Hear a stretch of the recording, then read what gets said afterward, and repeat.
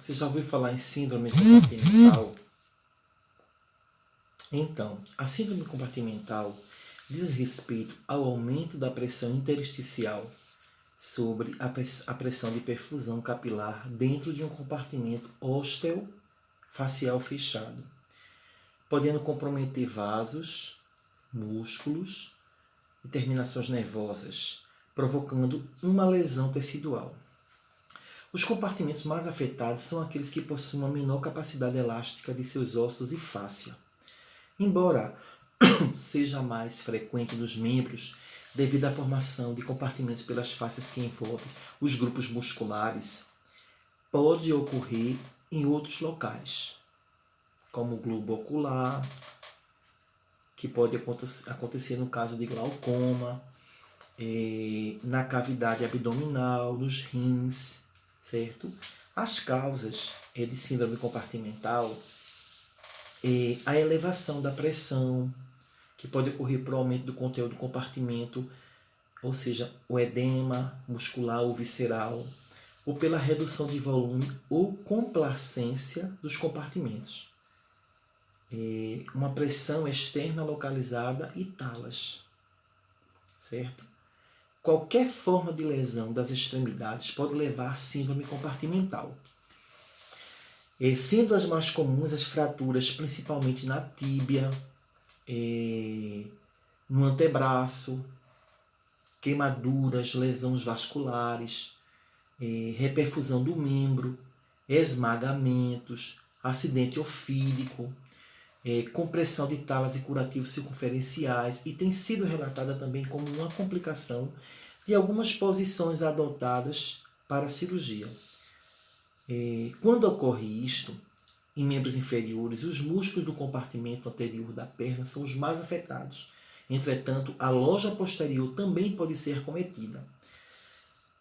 No diagnóstico diferencial, nós devemos pensar em claudicação intermitente, aprisionamento de artéria poplítea, miosites e neuropatias. Já nos membros superiores, a síndrome ocorre mais em antebraço, certo? Por trauma músculo-esquelético e vascular. O aumento dessa pressão dentro do compartimento não é dissipado facilmente devido à inelasticidade da fáscia que o envolve. Esse comprometimento do fluxo sanguíneo local prejudica a capacidade do endotélio capilar de manter uma membrana semipermeável para a passagem de algum soluto, fazendo com que ocorra o extravasamento de fluidos para dentro do compartimento, causando edema e elevando ainda mais a pressão interna, ou melhor, a pressão intracompartimental, o que aumentará, consequentemente, a isquemia muscular e nervosa. E também a formação de edema, estabelecendo aquele ciclo vicioso, certo? Se o fluxo sanguíneo adequado não for restabelecido, o que acontece? Morte tecidual dentro daqueles compartimentos. E ainda, a menos que o dano ao endotélio capilar seja reversível, a restauração do fluxo sanguíneo local irá agravar os danos, causando lesão por reperfusão através da exudação de fluidos do endotélio capilar, que provavelmente, com certeza, vai estar comprometido. A evolução do quadro pode levar a uma patologia chamada rabdomiólise, certo? Que a rabdomiólise ela é caracterizada pela destruição e lesão do músculo estriado, ocasionando a liberação da mioglobina, capaz de ocluir o túbulo contorcido distal e causar falência renal, certo? As manifestações clínicas podem apresentar-se de 4 a 6 horas após a lesão. E depois, em uma forma mais tardia, de 48 a 96 horas, sendo a dor desproporcional à lesão. Dor aos movimentos ativos e passivos do grupo de músculo dentro do compartimento, palidez, né? Enchimento capilar prejudicado, pode também dar no paciente parestesia e ausência de pulso, certo? Os achados clínicos são esses. A dor na síndrome compartimental é um sinal precoce e não deve ser ignorada, sendo caracterizada como pulsante ou enqueimou, progressivo e persistente, profunda e que não alivia com medicações. É uma dor persistente, uma dor profunda, que o alívio não vem com medicações. Analgesia, eu digo, né? A dor também não diminui com a imobilização do membro.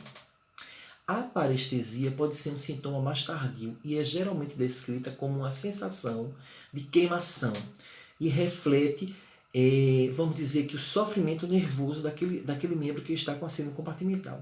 O edema do membro é evidente, brilhante, duro e quente. Outros sinais tardios, que incluem a paralisia devido à prolongada compressão de nervos e danos musculares irreversíveis, é a palidez e a ausência de pulso. Deixa eu fazer uma colinha aqui. Então, a ausência de pulso pode ser verificada na palpação ou com Doppler, e sua existência não é necessária para o diagnóstico da síndrome compartimental. Ao exame físico ainda podemos encontrar equimoses, certo? E flictenas. O quinto ponto que eu vou falar é sobre o diagnóstico. O diagnóstico da síndrome compartimental é clínico, porém existem diversos métodos para monitorizar a pressão intracompartimental. As pressões normais do tecido variam entre 0 e 10 mmHg, certo? E, no entanto, em caso de síndrome compartimental, a pressão é maior que 30 a 40, quando qualificada pelo método de infusão contínua. O fluxo sanguíneo capilar dentro do compartimento pode ser comprometido em pressões maiores que 20.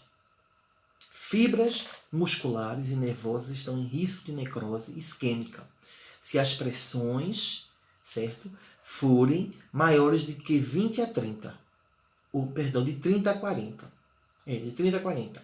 Os tecidos dentro do compartimento podem se tornar isquêmicos e necróticos se a pressão não for reduzida prontamente. Os achados laboratoriais podem ter um aumento de creatinina, fosfoquinase, a CPK, num valor de 1.000 a 5.000 U por ml, certo? Demonstrando uma mioglobinuria que pode sugerir o diagnóstico. Certo? O tratamento, geralmente, após realizar o diagnóstico, deve ser retirado curativos ou talas que possam estar contribuindo para aquela compressão e o surgimento do quadro. Se não houver melhora da compressão, deve ser realizada urgentemente ainda. É importante proceder à elevação do membro ao nível cardíaco com uma contenção elástica e gelo. Certo? Habitualmente, a descompressão é realizada por meio de uma fasciotomia, ou seja, uma abertura cirúrgica das fáscias que estão envolvendo aquela localidade que está com a síndrome compartimental, que inclui uma incisão alargada de pele, certo? Aqui está o músculo, né? O local que está com a síndrome compartimental, ele vai abrir as fáscias, certo? Que é para justamente haver uma descompressão, a fim de libertar os tecidos moles comprimidos e aumentar o volume muscular provocado. Deste modo, haverá uma redução imediata da pressão intracompartimental e o restabelecimento da perfusão das estruturas contidas nesse compartimento, certo? A ferida cirúrgica, ela fica então aberta e vai sendo progressivamente encerrada. Ok, gente? E consoante o grau de edema e tensão dos tecidos moles, também pode ser realizada uma fasciectomia, que seria uma retirada da fáscia ao invés de apenas abri-la. Sempre quando é feita de uma fasciotomia com liberação de aponeuroses, faz-se ainda uma dermotomia, pois a pele nesse caso ainda pode atuar como um toniquete. Então ele vai abrir também a pele junto com a fasciotomia, certo? Existem algumas condutas pós-operatórias, A mais importante seria a prevenção, né, claro, das complicações. A posição neutra do membro afetado é a mais indicada, pois permite que a perfusão ela permaneça adequada. É sempre importante observar os sinais vitais do paciente, principalmente no controle da pressão, certo? Interessante também é corrigir a hipoperfusão com soro fisiológico e, se necessário, coloides. Um que é utilizado bastante é o manitol, que pode ser utilizado para reduzir a pressão do compartimento e diminuir o prejuízo da reperfusão. Certo? Então eu espero que isso foi o que eu estudei hoje à tarde, né?